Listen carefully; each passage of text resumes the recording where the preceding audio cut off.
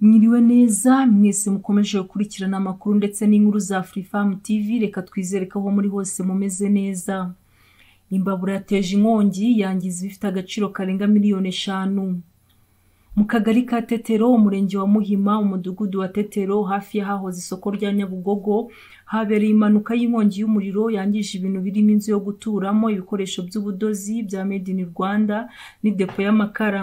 Byose hamwe ngo bifite agaciro kari hejuru ya miliyoni zirenga 5 z'amafaranga y'u Rwanda. Mukomeze mudushyigikire mukanda like na subscribe, Imana ibahe umugisha.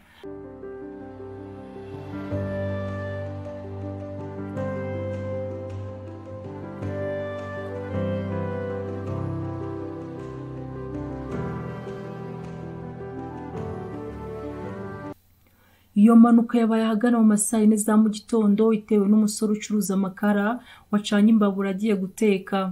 Umufariso ngo uza kugwa mu mbabura ukongeza indi bisatira n'idepo y'amakara.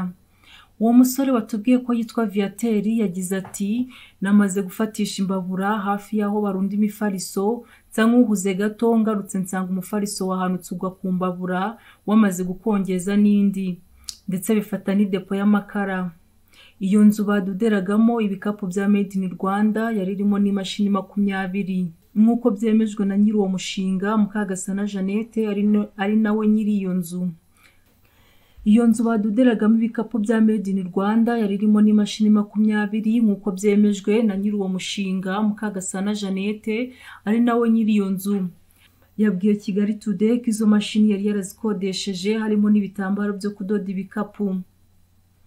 Imashini zo ntabwo Mukagasana yahise amenya agaciro kazo, ariko ibitambaro n'imifariso ngo bifite agaciro ka miliyoni 4.